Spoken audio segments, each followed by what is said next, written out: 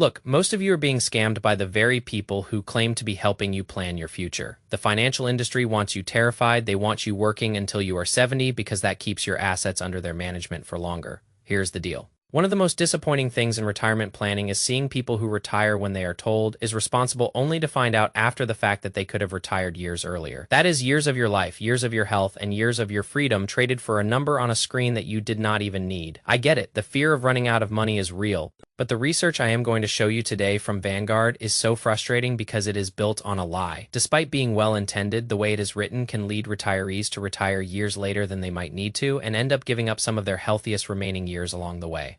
Oh shit, I remember when I first started, I thought I needed a mountain of cash. I was gambling on trash options and penny stocks because I thought the slow way would take 50 years, but I realized that wealth is not about having a giant pile of money. It is about cash flow and knowing your actual cost of living. So in today's video, I am going to walk you through that Vanguard research where I think their assumptions break down, and how to think about whether you really need to keep working or whether the target you are using is wrong in the first place. Now, Vanguard has this retirement paper called Target Date Strategies and Advice: The Impact of Saving and Spending Differences. This research points people towards thinking that they need to replace something like 75 to 85% of their pre-retirement income before they can safely retire. That sounds smart on paper, right? But let us look at the math. If you make $300,000 a year, this study says you need $237,000 a year in retirement. If you use the 4% rule, you would need a portfolio of nearly $6 million to retire. Do you know how many people actually have $6 million? Only 1.5% of households in the United States have $5 million or more in investable assets. This basically creates a crazy, unrealistic expectation. It is no wonder people are frustrated and feeling unable to retire or keeping on working beyond the age they would like to. The problem with Vanguard's research is not that replacement ratios are useless. The issue here is that replacement ratios don't actually account for what people really spend in real life. Most people spend way less once they stop trying to impress their neighbors or paying for a commute they hate. People end up thinking they need far larger portfolios than they actually do to support levels of spending they don't actually spend at. And then they spin their wheels building retirement plans that solve for the wrong number. They stay at a job that drains them.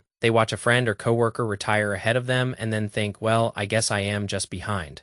In plain English, broad retirement guidance like Vanguard's report can include a lot of good data and still miss the details that help you find your responsible retirement date. So, with all that said, if Vanguard's research is not what you should rely on for your retirement analysis, then the question is, what should you use? Let us look at a case study that illustrates a better way to find your retirement number. I am going to show you this in great detail. Let us use a 62-year-old couple. Before retirement, they make $300,000 per year. At 62, they have $2.5 million saved. They are currently spending about $179,000 per year right now. At full retirement age, their Social Security is projected to be about $52,000 per year once both husband and wife hit age 67. If we use the Vanguard-style replacement ratio, the answer looks pretty terrible. A 79% replacement rate means they need $237,000 a year. That points to a portfolio of almost $6 million. They currently have $2.5 million. If that is the target, they are not just a little short, they are a lifetime away. Even if they keep saving $55,000 a year and we assume a 7% growth rate, it will take them 11 years to get there. This couple here's, in effect, you can probably retire around age 73. This is where things stop being an academic debate and start being a tragedy. The natural reaction here is, okay, well, I guess we will keep working, or I guess we need to slash and burn our lifestyle to the ground. Both of those conclusions are extremely damaging, especially because the starting number was wrong. They are not spending $237,000 a year. They are spending $179,000 a year, and even that number is not permanent. About $40,000 of that spending will end up going away 4 years from now. When their youngest child finishes college, your expenses are not a flat line for 30 years. Your mortgage gets paid off, your kids move out, your need to save for retirement stops because you are in retirement. A broad research paper is not going to know that part of the spending is temporary. It is not going to know your exact Social Security amounts. It is not going to ask the practical question, which is, if markets get rough, are you willing to make some modest spending adjustments? When I run this same case through a spending-first model, the result changes everything. We layer in future Social Security, college expenses dropping off,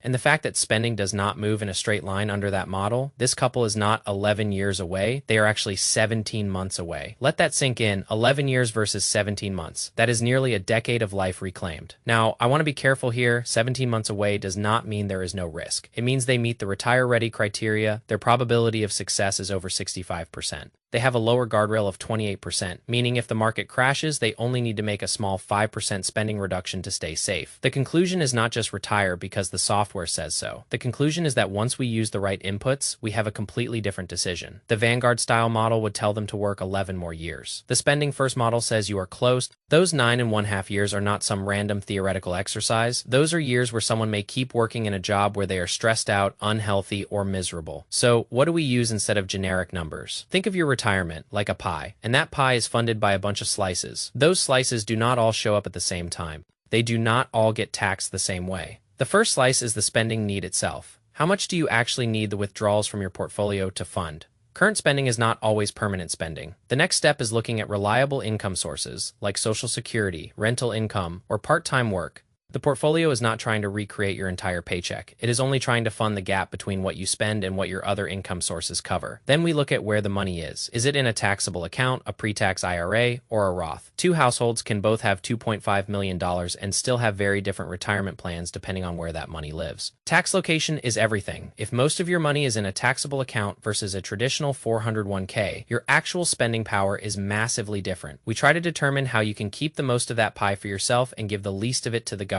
The next thing we do is pressure test timing. Real retirement spending is not a straight line, it is a smile. You spend more in the early years when you are healthy and want to travel, you spend less in the middle years when you slow down, and you might spend more at the end for healthcare. We don't want to guess on that. The last thing is flexibility. Retirement planning is not about running at 10 miles an hour forever without stopping. It is about knowing what trade-offs you are willing to make if the market is bad early on. Can you cut 5%? If the market is great, can you spend 10% more? Defining these adjustments ahead of time is what gives you the confidence to quit your job. That is a very different exercise than taking your income, multiplying it by 79%, and hoping for the best. My pushback on Vanguard is simple: do not let broad research make household-specific retirement decisions for you. Before you decide you need to work another 5, 8, or 10 years, make sure the number you are chasing is real. Make sure it is built on your actual spending, your tax location, and your flexibility. I have spent years obsessing over these numbers so you don't have to.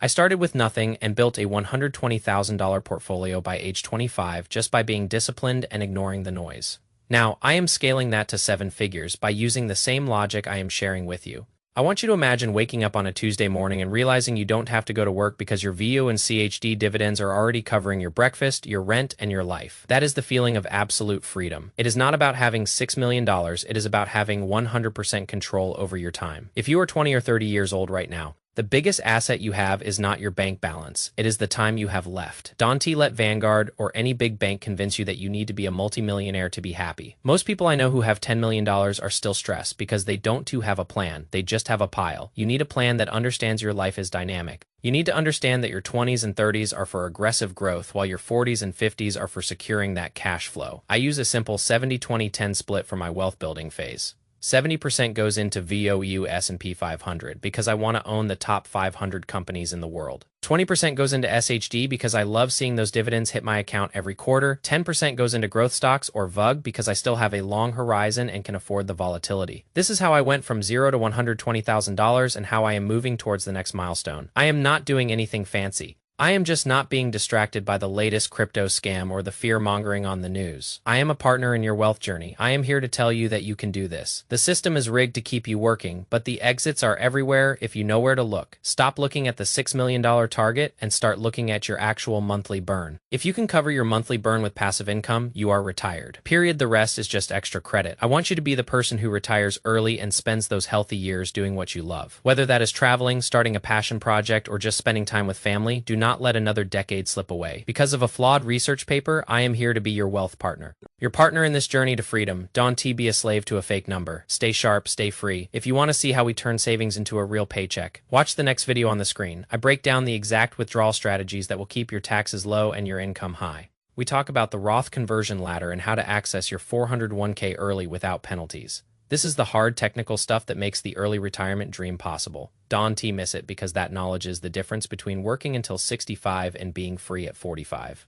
Thank you as always for your time and attention. See you in the next video. Look at your current expenses right now and ask yourself what is actually essential. You will find that a lot of what you spend is just noise. Once you cut the noise, the mountain you have to climb becomes a small hill. Wealth is a game of psychology more than it is a game of math. If you can master your mind, you can master your money. Keep your expenses low. Keep your savings rate high and keep your eyes on the prize. The world is full of distractions, but your freedom is the only thing that matters. Every dollar you invest today is a soldier working for your future self. Don't let your soldiers die in a savings account earning 0.01%. Put them to work in the market. Let them capture the growth of human innovation. You are the CEO of your own life. Start acting like it. I believe in you. The numbers believe in you. And the history of the market believes in you. Go out there and claim your time back. It belongs to you, not your boss, and certainly not a Vanguard research paper. Stay cold, stay disciplined, and stay the course. Every week I will be here to remind you of what is possible when you ignore the herd. Wealth is a choice, and today you are choosing to be free. I am proud of you for making it to the end of this video. Most people have the attention span of a goldfish and will never build real wealth. But you are different. You are a builder. See you on the other side of financial freedom. Keep pushing, keep growing, and never settle for a life of mediocrity. Your future self will thank you for the work you are doing today. The journey of 1,000 miles begins with a single VU share. Buy it, hold it, and watch your life change. It is simpler than they want you to believe, and it is closer than you think. Good luck and stay focused. Peace out.